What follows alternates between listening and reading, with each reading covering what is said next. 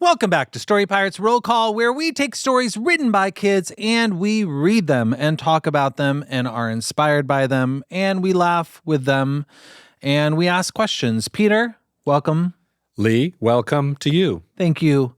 Now that we have welcomed each other, let's get into our first story. Would you like to read it? I would love to. Lee, our first story comes to us today from a 6-year-old from California named Elliana. And Elliana's story is called The Stupid Cheese. It was a Sunday again. And on Sundays, we have cheese. And I hated those cheeses because when I got my cheese today, it would not open. And so I hammered it. I jackhammered it. I smacked it against the wall. I sent it in a hot air balloon. Oh. And then it fell out. I'm going to ask my mom for some watermelon. The end. Wow. Great story. And I don't know if you saw this, but there was a recording of Elliana where she says that her inspiration for the story was that her own cheese was hard to open the morning that she wrote the story. Taking inspiration from real life is a great way to start writing a story. It is a great way to start writing a story. Do you think in real life her day started in real life with a frustrating cheese? Do you think it also ended with a hot air balloon ride? No, and I don't think there was hammering or jackhammering either. Or there might have been smacking it against the wall. Yeah, that's the least dangerous. Yeah, that's the most feasible version when you're 6 as well. Lee, in this story, the cheese is hard to open. Yeah. Now, were you picturing, I had a very specific kind of cheese that you open in mind. It's Baby Bell. Baby Bell cheese. That is what I had in mind. That's right. The red thing. You open it up, you eat it, and then you get to play with the wax afterwards. Yeah. It's a little disturbing at first, the first time you encounter Baby Bell. But, why are you making a face? I was just I just, as soon as you have that wax in your hand and you start playing with it, it gets a little gross, but that also very satisfying. I love Baby Bell cheese. They were kind of like our first sponsor on Story Pirates podcast, not to bring this into sponsors, but it's true. Free sponsorship, free ad right now. It wasn't free the first time around. No, it was not. But we love Baby Bell cheese. It's true. And what's your most eaten cheese, Peter?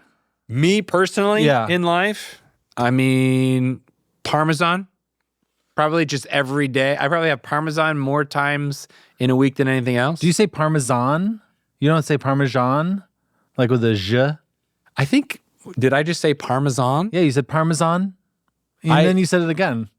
Parmesan. You know what? My most eaten cheese is probably some Parmesan. Some sprinkled Parmesan. I think historically I've said Parmesan. Yeah, Parmesan. I think it's Parmesan, right? And I think you're right. You made me question it. But I think recently, because I go to the grocery store a lot these days, and I'm much better at cooking than I used to be. And I feel like I've just been looking at labels, and I think the letters are more in my head. Yeah. Because I don't normally say that.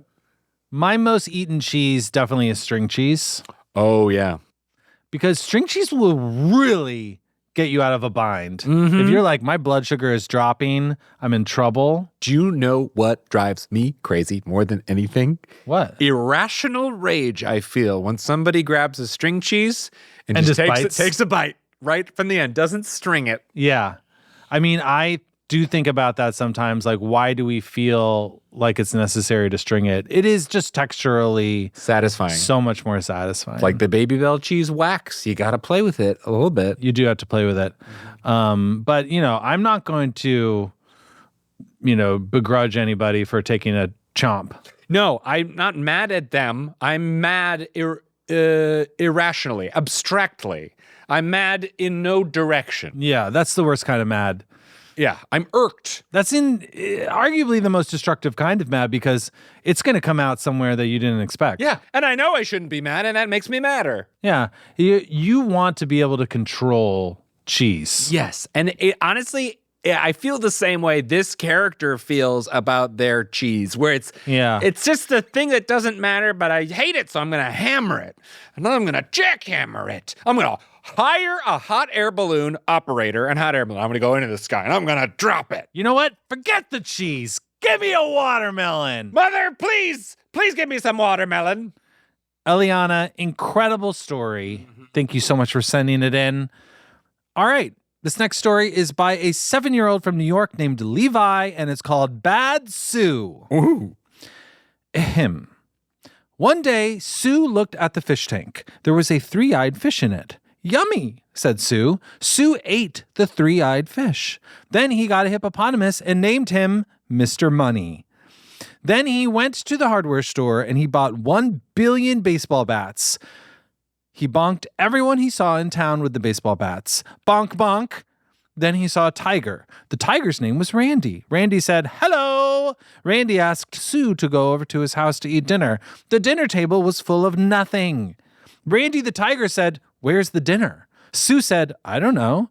Randy said, I want to eat you. Sue ran out of the house all the way to town, bonking more people along the way. He suddenly looked inside his stomach and saw the fish with the 3 eyes. What? The fish jumped out of his stomach. Sue saw something. It was Sue's brother. Blah. He was eating apples. The apples had faces. The faces on the apples ate other apples. And those apples kept eating and other apples. And then there were no more apples. Blah said, hoo-ha! A young woman named Mercerio came up to Blah and Sue. Sue said, hello, Blah. And Blah said, hello, Mercerio. Mercerio says, have you seen my 3-eyed fish? He likes to play tag. Mercerio invited Sue and Blah over to her house. Suddenly, a storm came, and it ate the very last apple there ever was from a tree. With the storm came a terrible flood that swooshed the whole town away. Sue made a boat quickly from bananas. The boat took Sue, Blah, Mercerio to Alabama, where they were free. Sue's mom scolded him. Bad Sue! Mr. Money, the hippopotamus, ate the mom right up. The end.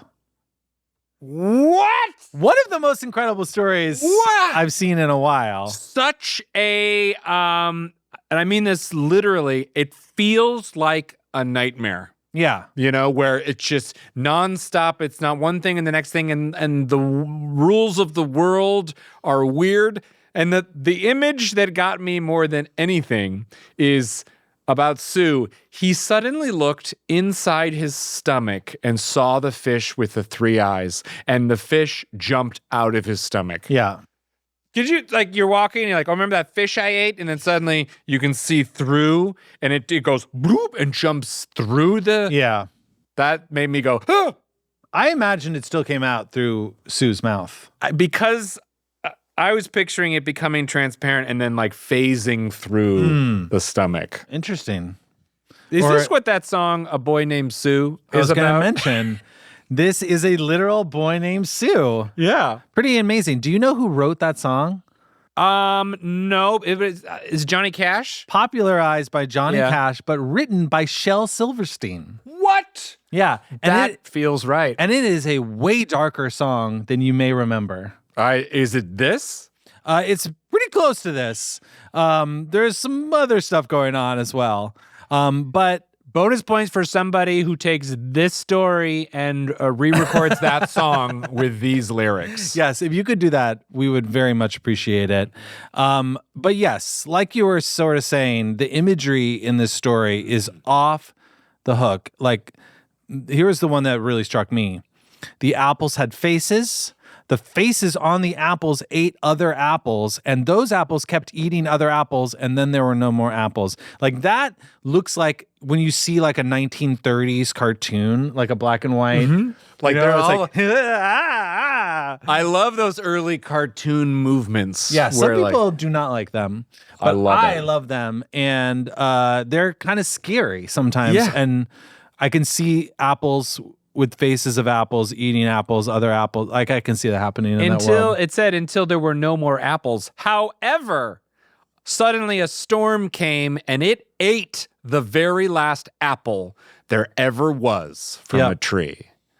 It's like one little apple dared to grow after all the other apples have been eaten. And the storm doesn't come and destroy the apple. The storm comes and literally eats it. And then destroys the town. Mm-hmm. Yeah. Wow. Incredible story, Levi. Thank you so much for sending this to us. Love it. So good. All right. Finally, we have this story by 9-year-old Ivy in Canada called No Thanks Giving. Peter, would you read it for us? Yes, I would. No thanks, giving. Once upon a time, there was a time-traveling turkey. And Turkey said to his friend Pig, Hey, Pig! Hey, Pig! Oh, I'm going to go back in time to the first Thanksgiving and take turkey off the menu. And Pig was like, Turkey, that's a really good idea. You should totally do that. And Turkey went back in time. Whoosh! And there was a Triceratops. And the turkey was like, oh no, I went back too far. Then Turkey tried to fix it. Whoosh!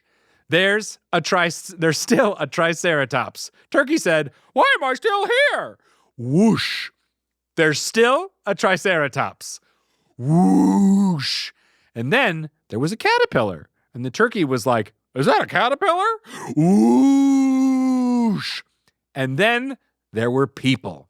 And the people said, hey, what should we put on the menu for our new holiday, Thanksgiving? And Turkey said, corn! And the people were like, Turkey, that's a great idea. Thanks, Turkey. And Turkey went back to the present. Whoosh! And Turkey was like, hi, Pig. And Pig was like, have you seen my pet caterpillar? Ooh. The end. Wow. Great reading there. Thank you. You really committed to some extreme vocal characterizations. Yeah. I never heard you do something like that turkey voice before. Oh! Yeah. If you're looking to trick me in a future episode of the Story Pirates podcast into not chastising you for playing multiple roles, I would recommend using that turkey voice. All right. I'm going to add it to the list.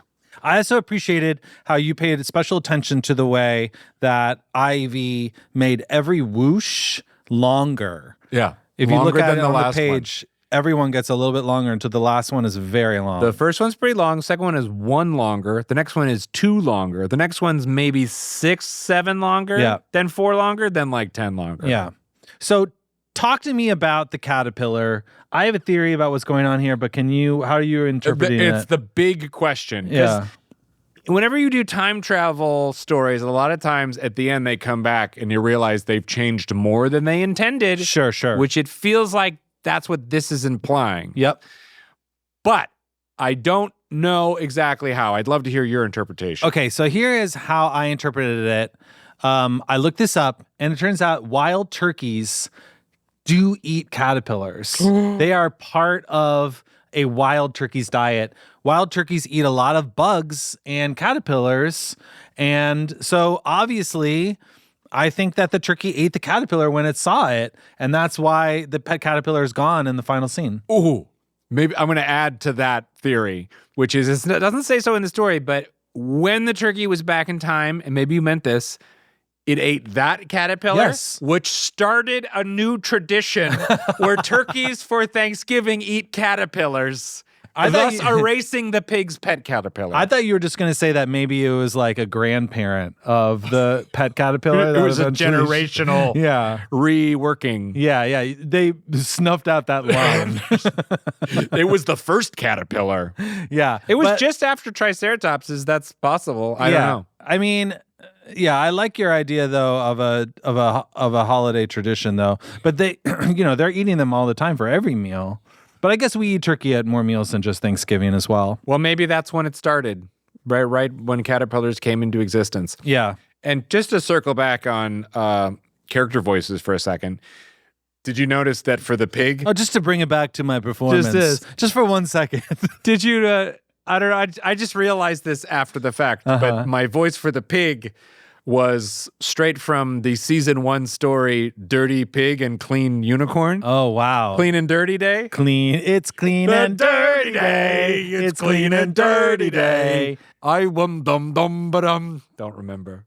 I think it just was It's Clean and Dirty Day. Yeah. At the time, I remember the person who wrote that John O'Hustis. I was like, can we do a little better than just singing this? But he was right. Yeah. It's amazing. Yeah, at the time I was As like, is. this song's gonna get old. I went back to that story recently. I love it. It's a great one. It's a classic. You play a really great shark in it. Oh, I didn't remember there was a shark in that story. There's the third, only 3 characters. Wow. And Johnny Eustace, by the way, is the story pirate who adapted the story. I'm not talking about the kid author. Yes. The kid author story was perfect. Perfect. Okay. That was an amazing story. Ivy, thank you so much. Or no thanks giving for that story. To read all of today's roll call stories, just head to storypirates.com. Bye.